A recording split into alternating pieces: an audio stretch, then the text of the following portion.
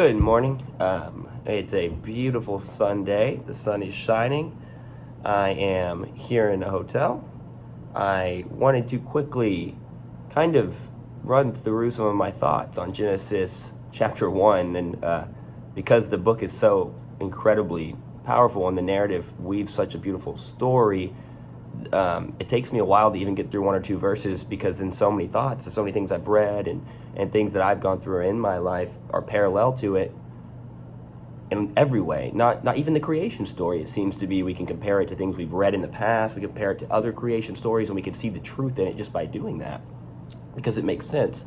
The word choices, the language carries a lot of weight, because if you look at the original correlates in Hebrew, they're not always exactly one for one to English, and they sometimes even carry immense more power than just the English translation. That being said, this attempt to bring somebody along, excuse me, to bring somebody along with me on this journey is merely what feels like I should do. Whether or not one person, 10 people, or 100 people were to see this, I feel like that's a benefit to the gospel. That's a benefit to what the Almighty has planned for me, and probably all of us, to try our best to at least stop planning to spread the gospel and start doing it. So these quick little YouTube videos, I hope become something of worthiness and become something of value to you as you listen to them, because I am simply finding my way back to the gospel after spending years as a militant atheist and wrapped in an ego that was only constructed of intellect for the sake of intellect. And as of the last several months, I have made a personal journey into religion and have come out on the other side back where I started, the Almighty Christian God. And that's with His grace and love that I'm able to be here. And that's an incredible thing. And it seems undeserving, and it seems like there's a large debt and a large overt show of gratitude that can come from my heart in doing these videos and going to church and trying to talk to as many people as I can in a very nice, polite, non-egotistical, and non-arrogant way, just as God would do whenever He would speak, or Jesus Christ would do when He was talking to His apostles.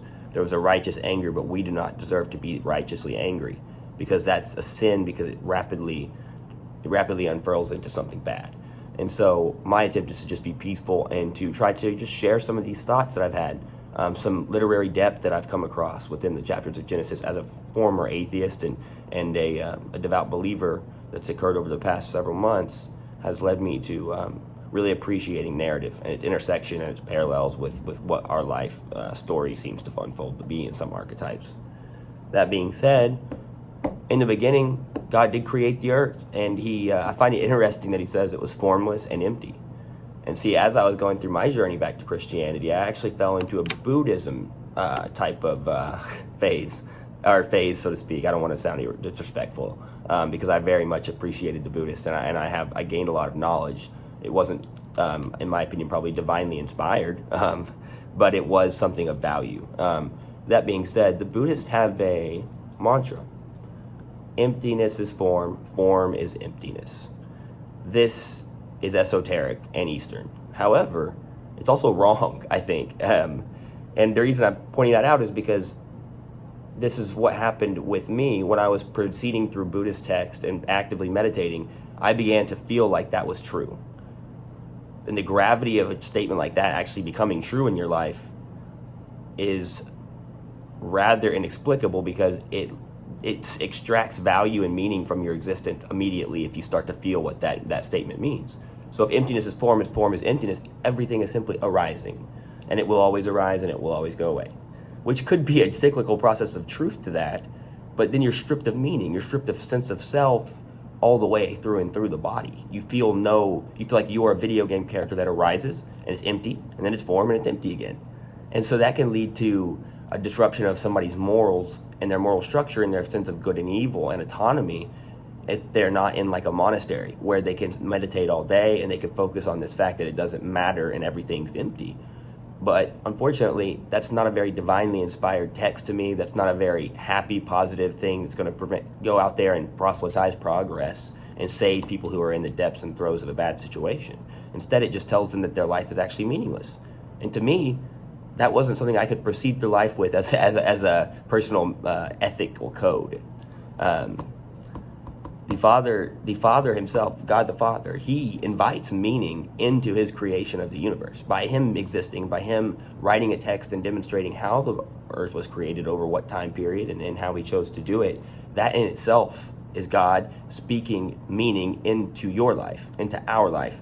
If he spoke it into existence, he spoke it with a purpose and with meaning. So emptiness may be form, and form may be emptiness, in a very, very surface level sense, but God the Father is full and within everything. And so the emptiness and void that existed, he spoke that out of existence, and he spoke the earth and life into it. So not only are you not empty, and not only are you formless, you're formed and empty through God the Father himself. So meaning derives from simply being created, which puts a debt of gratitude and a very debt of servitude on us, to be subservient to him and subservient to others in need.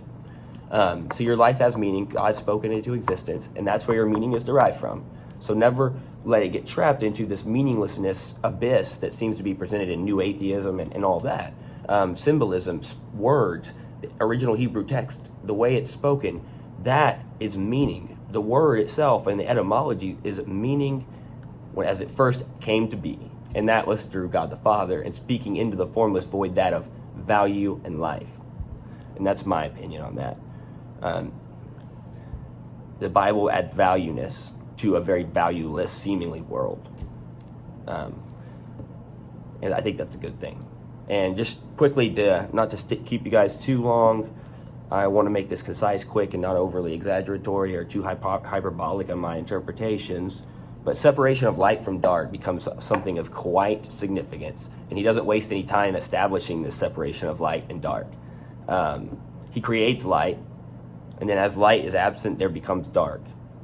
And I find this interesting, this absolute, relative, objective, subjective battle here, because it is true to me that in the absence of the absolute good, there's bad.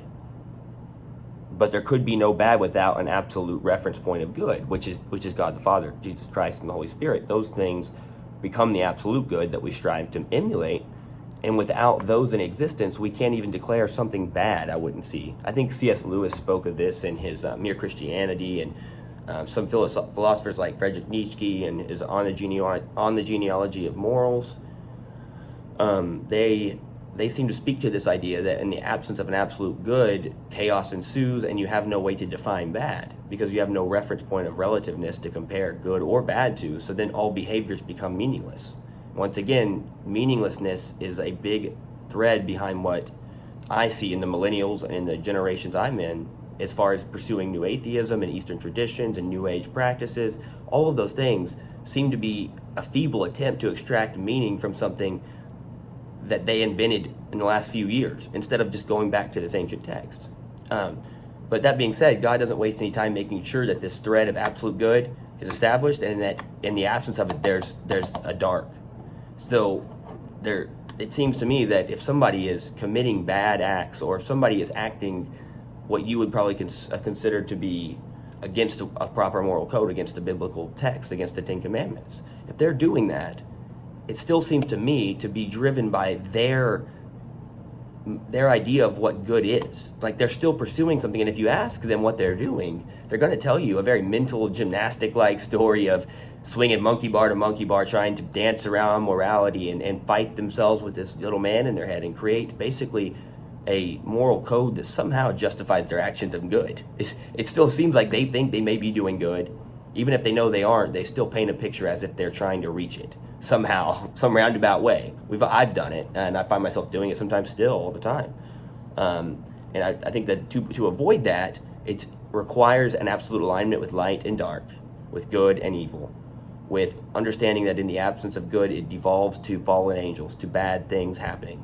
But it's still like Alan Watts had stated, if you take light and you shine it through a prism and it breaks up into multiple different wavelengths, frequencies, and tones, that's kind of to me like good and evil. Like, good is shined through a prism, and everybody's on a different wavelength pursuing good, and some of that good is not as good as the absolute good. And but it still seems to me that in the absence of that absolute, that's when you get bad. But if you don't have that absolute God, that absolute ethical, moral base to operate on, it's easy to become driven by whims and holding your feet to the fire of meaninglessness will do nothing but burn them. And sometimes you need to be burned in order to appreciate not being burned, but let's take our feet out of the fire if we know it's hot. And the only way we do that is know what is good and what is warm but not overly toxic to our body, which is absolute good. That's where your feet should lie. And if it gets too hot, take them out quick. Do it today. Take your feet off the fire immediately, because forgive yourself now. God separated light from dark a long time ago. He wants this motif to be a driving factor behind our studies of our text, our life in this world, and our practices day to day. We want to practice of the good, and we want to align with the absolute good. And in the absence of that, meaning disappears. And we want to avoid trying to fall into this abyss of meaninglessness, which seems to be at the crux of a lot of the new atheism movements. I'm very glad to have opened up my right brain, and the Bible being such a critical aspect to me, finally being able to think in archetypes and literature, in narrative, in stories and anecdotes and things like that are so relatable to human life. And that being said, I made it through 2 or 3 verses this morning, but I hope something of that is of value to you, and I hope that you have an absolutely amazing Sunday. I am going to be uploading more videos, giving you guys some background on who I am, what my mission is, what my journey is, how I came to be where I'm at. And I think you guys will enjoy that. So I will upload that retroactively and make sure you guys get that information. And I hope that each and every one of you goes forward with something from this, or maybe even crack open your own Bible and read the same statements, and maybe you have a dissenting opinion or potentially an echoing opinion of what I had said, or my sentiment could be off. And I'm more than happy to discuss, and I would love to see what you guys have to say. I hope that you guys take care, and God bless.